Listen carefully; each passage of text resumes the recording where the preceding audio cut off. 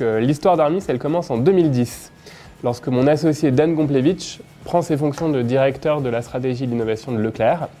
Donc cette année-là, son patron, Michel-Édouard Leclerc, a une idée farfelue. Il déclare à tout le monde qu'en 2020, il n'y aura plus de prospectus chez Leclerc. Donc ça crée un véritable séisme dans l'industrie, puisque le prospectus, c'est bien entendu le moyen de communication le plus utilisé des retailers. Alors on est en 2020 et Leclerc distribue plus ou moins autant de prospectus qu'en 2010, donc ça n'a pas marché, parce que notamment les technologies n'étaient pas prêtes. Donc on rediscute de ce sujet en 2016 avec mon associé. Moi à l'époque j'étais directeur Europe du Sud de la licorne américaine AppNexus, qui s'appelle maintenant Xandr, qui est l'un des leaders mondiaux des technologies de publicité en ligne. Et notre conviction en 2016, c'est que les technologies sont prêtes pour faire ce grand changement. Donc 3 ans et demi plus tard, on se retrouve chez Armis, on est 70 personnes, on a levé 7 millions d'euros auprès de fonds de capital risque et de business angel. On travaille avec les principaux retailers français, donc Monoprix, Auchan, Intermarché, Bricomarché, Bricorama, Leroy Merlin, Noroto, Kiabi, etc.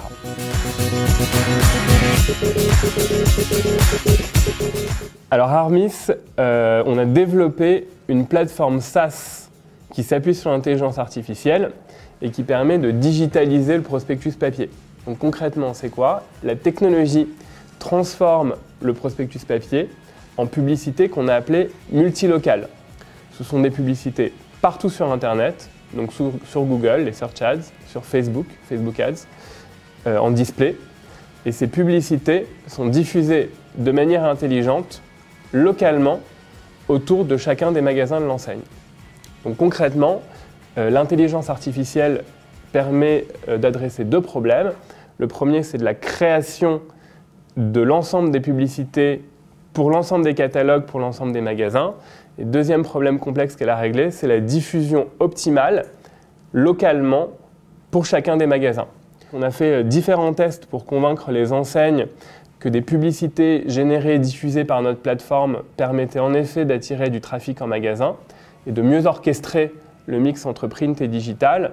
L'une des méthodes de mesure qui ont été faites avec nos clients, c'est d'utiliser les données des cartes de fidélité qui peuvent être injectées sur notre plateforme et qui permet de calculer le trafic et les ventes incrémentales entre 2 populations d'encartés, une population exposée à des publicités générées et diffusées par notre plateforme et une population qui n'a pas été exposée à ces publicités.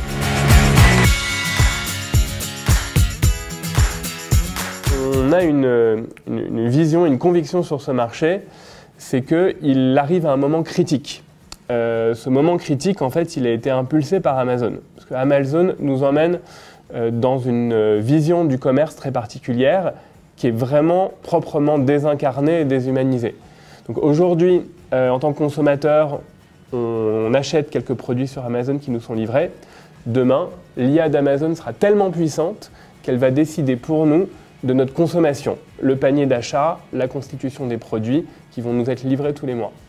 Nous pensons que les retailers sont les fers de lance d'une vision alternative profondément humaine du commerce, donc un commerce qui est social, on va dans les magasins, on rencontre des gens, un commerce qui est essentiel, on voit, on goûte des produits, on les sent, et un commerce qui remet la décision dans les mains du consommateur.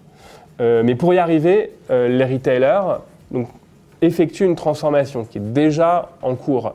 Ils vont transformer le magasin, ils vont se transformer en eux-mêmes.